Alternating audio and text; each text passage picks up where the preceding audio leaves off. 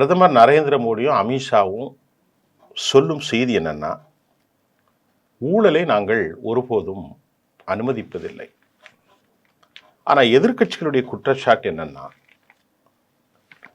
பிரதமர் நரேந்திர மோடியின் மீது ரஃபேல் ஊழல் என்பது இருந்து கொண்டிருக்கிறது. அமித்ஷாவுடைய மகன் மீது ஏராளமான கோடிகளை சேர்த்து வைத்திருப்பதாக குற்றச்சாட்டுகள் இருக்கிறது. அதே போன்று பாரதிய ஜனதாவினுடைய கோலியேஷன் பார்ட்னராக இருக்கக்கூடிய அஜித் பவார் மீது, அதே போன்று தாக்கரே மீது, புஜ்பால் மீது, காங்கிரஸிலிருந்து வந்த நாராயண ராணே மீது, ஆசாம் முதல்வர் மீது, அவர் ஆசாமுடைய முதல்வர் வாட்டர்கேட் ஊழல்ல பல ஆயிரம் கோடி ஊழல். தமிழ்நாட்டில் இருக்கக்கூடிய எடப்பாடி அண்ட் கம்பெனி எங்கெல்லாம் இருக்கிறார்களோ, உதாரணத்திற்கு எடியூரப்பா மகா ஊழல், எல்லா ஊழல்களையும் தனதாக்கி கொண்டு தாங்கள் ஊழலுக்கு எதிரானவர்கள், தேசபக்தர்கள் என்று சொல்வது நியாயமா என்ற கேள்வியை எதிர்க்கட்சிகள் எழுப்புவதில் அதில் சில உண்மைகள் இருப்பதையும் நாம் மறுப்பதற்கு இல்லை. இத்தனை ஊழல்களை தாண்டி ஆனால் பிஜேபி காரங்க என்ன சொல்றாங்கன்னா, இல்ல விசாரணை பெண்டிங்ல இருக்கு, அஜித் பவார்லாம் நாங்க விடல, அது இருக்குங்க அப்படிங்கிறாங்க. உண்மையிலேயே அஜித் பவார் மீது 70,000 கோடி ஊழல் கொஞ்ச நெஞ்சம் இல்லை. ஆசாமுடைய முதல்வர், காங்கிரஸ் முதல்வர், அவர் மீது பல ஆயிரம் கோடி ஊழல், அமெரிக்க கம்பெனியோடு நடந்த ஊழல். அவரை கையில் கொண்டு வந்தாங்க. அவரை இப்போ கட்சியில் சேர்த்து புனிதர்களாக மாற்றிக்கொண்டார்கள். கல்கத்தாவிலையும் அதே மாதிரி தான். சுவேத் அதிகாரி போன்றவர்களின் மீதும் கல்கத்தாவிலும் ஊழல், நாராயண ராணே மீது ஊழல், புஜ்பால் மீது ஊழல், தக்கரை மீது ஊழல். எல்லா ஊழல்வாதிகளையும் சேர்த்து கொண்டு தங்கள் கட்சியில் இருக்கக்கூடிய சில ஊழல்வாதிகளும், தமிழ்நாட்டில் இருக்கக்கூடிய அதிமுகவில் முன்னாள் எல்லோரின் மீதும் ஊழல். ஆனால் ஊழல்வாதிகளை நாங்கள் பாதுகாப்போம், அவர்களோடு கோலியேஷனாக இருப்போம், அவர்களோட அக்ரிமெண்ட்டை போட்டுட்டு மௌனியாக நாங்கள் இருப்போம். ரெட்டி பிரதர்ஸ் மேல பயங்கரமான ஊழல், அவர் இப்போ பிஜேபியில தான் இருக்கார்.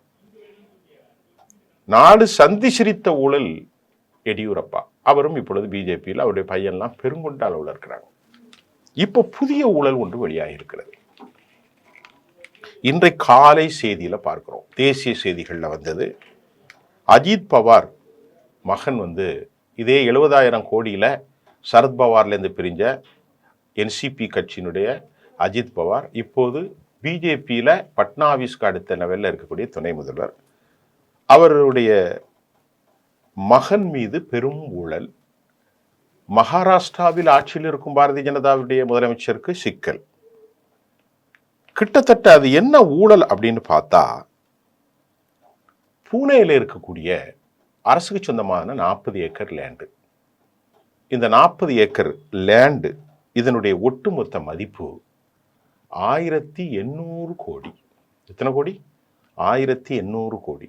இத துணை முதல்வர் அஜித் பவார், பிஜேபியினுடைய துணை முதலமைச்சர், என்சிபி கட்சி சார்ந்தவர், சரத்பவாரிலிருந்து உடைக்கப்பட்டவர், வலிமையானவர், அவருடைய பையன் என்ன பண்ணியிருக்கார் அப்படின்னா, பவாரின் மகன் பர்த் பவார், இவருடைய நிறுவனம் வெறும் 300 கோடிக்கு வாங்கியிருக்கு.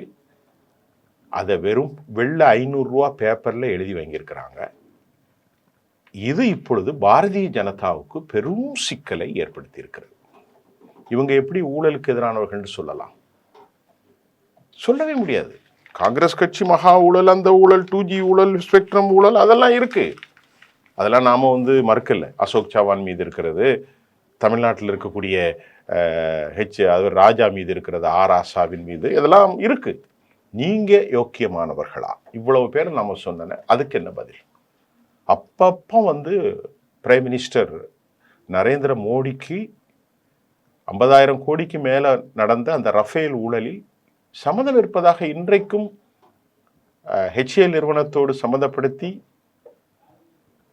அம்பானி பிரதர்ஸால் சம்பந்தப்படுத்தி டெசால்ட் நிறுவனம் குற்றச்சாட்டை வலிமைப்படுத்துகிறது. அது இன்னும் மௌனிக்கவில்லை. இந்த நிலையில பாரதிய ஜனதாவினுடைய துணை முதலமைச்சர் அஜித் பவாருடைய இந்த நிலங்கள்ல 500 ரூபாய் முத்திரைத்தாள்ல எழுதி வாங்கிட்டு கட்டணத்தை பதிவு கட்டணத்தை தள்ளுபடி செய்திருப்பது மகாராஷ்டிராவில் நடந்த மகா மோசடி. பத்திரப்பதிவு விதிகளின்படி மோசடி நடந்திருக்கு. தன் மகனுக்கு விற்கப்பட்டிருப்ப இந்த சூழலில் அரசு நிலம் துணை முதல்வர் மகனுடைய மகனுக்கு, அதாவது பரத் பவாருக்கு விற்கப்பட்டதில் விரிவான விசாரணை நடத்த வேண்டும் என காங்கிரஸ் மற்றும் சிவசேனா எல்லா கட்சியும் கோரிக்கை வைக்கிறார்கள். ஊருக்கு ஒரு நியாயம், பிஜேபியில் சேர்ந்தால் உங்களுக்கு ஒரு நியாயம். இப்போ நாம் கேட்ட இவ்வளவு பேரும் குற்றச்சாட்டு இருக்குது, இன்னும் நிறைய குற்றச்சாட்டு இருக்குது. அதை நான் அடுத்த முறை நான் உங்களுக்கு விரிவாக தரேன். காங்கிரஸ் ஒன்றும் நியாயமானவர்களோ, அவர்கள் கட்சியில் இருக்கக்கூடிய திமுக போன்றவர்கள் நியாயமானவர்களோ இல்லை. ரைட்டு, நீங்கள் சேர்த்து வச்சிருக்க இவ்வளவு பேரும் அவ்வளவு பேரும் மேலே மகா ஊழல். பிஜேபியினுடைய முதலமைச்சர்களாக இருந்து கொண்டிருக்கிற அஸ்ஸாம் முதல்வரின் மீது ஊழல், எடியூரப்பாவின் மீது மகா ஊழல், ரெட்டி பிரதர்ஸின் மீது ஊழல், எல்லாம் ஊழல் ஊழல் ஊழல். சேர்த்திருக்கிற அவ்வளவு பேருமே, புஜ்பாலில் இருந்து நாராயண ராணா உங்கள் கட்சியில் சேர்ந்துட்டாரு, தாக்கரையிலிருந்து எல்லாரும் ஊழல். பிரபுல் பட்டேல் இவரும் கட்சியில் சேர்ந்துட்டார். பிரபுல் பட்டேல் முக்கியமான ஆள். இவர் மீது 18,000 கோடி காங்கிரஸ் கட்சியில் இருக்கும்போது ஊழல். அவர் இப்போ பிஜேபியினுடைய நல்ல ஒரு மினிஸ்டராக இருக்கார். அவ்வளவு ஊழல்வாதிகளையும் சேர்த்து கொண்டிருக்கிறீர்கள். இந்த விவகாரம் இப்போ அம்பலமான நிலையில முதல்வர் தேவேந்திர பட்னாஸுக்கு என்ன சொல்றாருன்னா, கூடுதல் தலைமைச் செயலாளர் விகாஷ் கர்கே தலைமையில் உயர்மட்ட விசாரணைக்கு உத்தரவிடப்பட்டிருக்கிறது. இந்த விவகாரம் வெளியான அடுத்த சில நிமிடங்களே புனேயினுடைய அந்த துணை பதிவாளர் ரிஜிஸ்ட்ரார் தாரு மற்றும் தாசில்தார் சூரியகாந்த் அவங்க டிஸ்மிஸ் பண்ணிட்டாங்க. இது ஒரு ஐவாஷ், கீழே இருக்கிறவங்க தான் 5 ரூபா வாங்கினவன் தான் மாட்டுவான், 1800 கோடி வாங்கினவன் மாட்ட மாட்டான். இது குறித்து பத்திரப்பதிவு துறை ஐஜி ரவீந்திர பின் வாடே என்ன சொல்றார் அப்படின்னு பார்ப்போம்.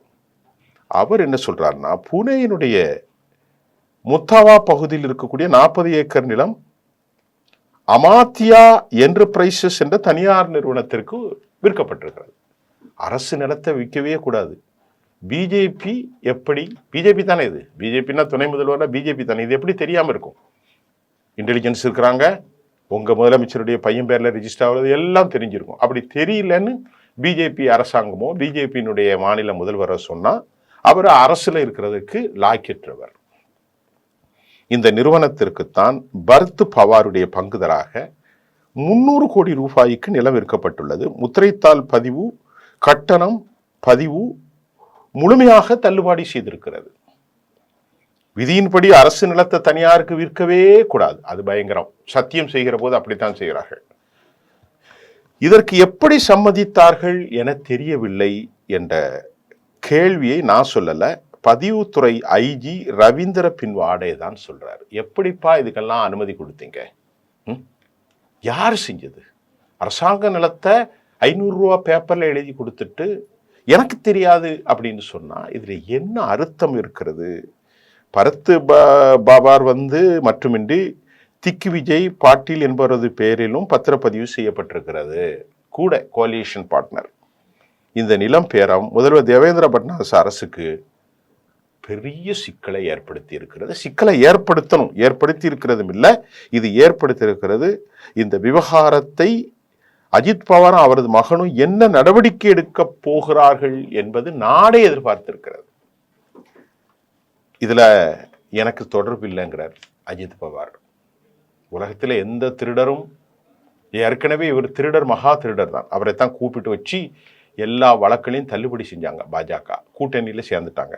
அது ஆரம்பத்தில் பழைய விசாரணை, எல்லா வழக்கையும் தள்ளுபடி செஞ்சுட்டாங்க. 2000 கோடிக்கு உள்ளதெல்லாம் எல்லாம் சிபிஐ விசாரணை எல்லாம் அமலாக்கத்துறை எல்லாம் கீழே விட்டு மறுபடியும் அவருங்க சேர்ந்து புனிதராகி தான் இப்போ அவருங்க நல்லவராக பயணிக்கிறாரு.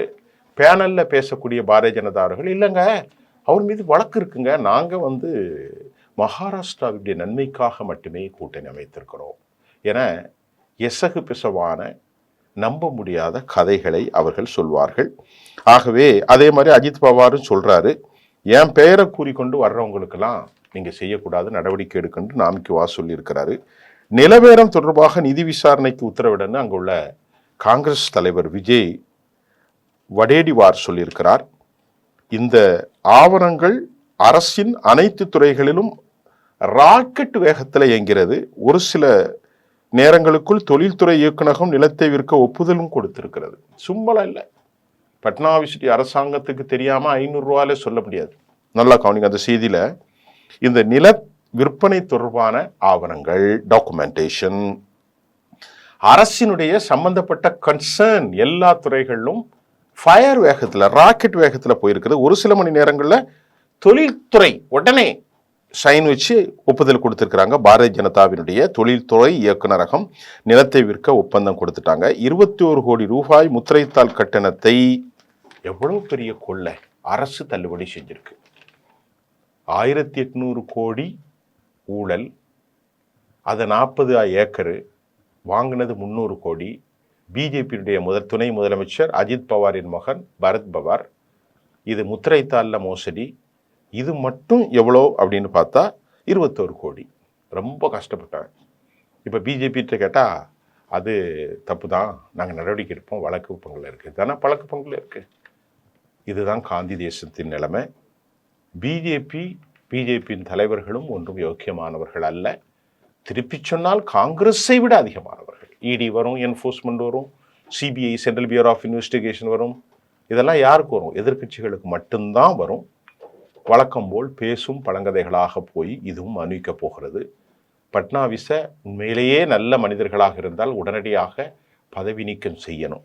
ஏன்னா அவருடைய அரசின் கீழ் இருக்கிற தொழில்துறை, அவர் அரசின் கீழ் இருக்கக்கூடிய பத்திரப்பதிவுத்துறை, அவர் அரசின் கீழ் இருக்கக்கூடிய துணை முதலமைச்சர் அஜித் பவார், அவருடைய மகன் பரத் பவார், அவருடைய நிறுவனம், அவருடைய கோலியேஷன் பார்ட்னராக பட்டேல் போன்றவர்களும் இணைந்துதான் இந்த பத்திரப்பதிவை ஏற்படுத்தியிருக்கிறார்கள். பல்லாயிரம் கோடி ரூபாய்கள் பொதுமக்கள் சொத்துக்கு அநீதி செய்திருக்கிற பாரதிய ஜனதாவின் துணை முதலமைச்சர் அஜித் பவார், அவருக்கு துணை போனாலும் போகாவிட்டாலும் அரசின் முதல்வராக இருந்த தேவேந்திர பட்னாவிஸ் விரைவில் அவர் நீக்கப்படுவாரா என்ற கேள்விக்கு இன்னும் பதில் இல்லை. அடுத்த செய்தியில் பார்ப்போம். நன்றி.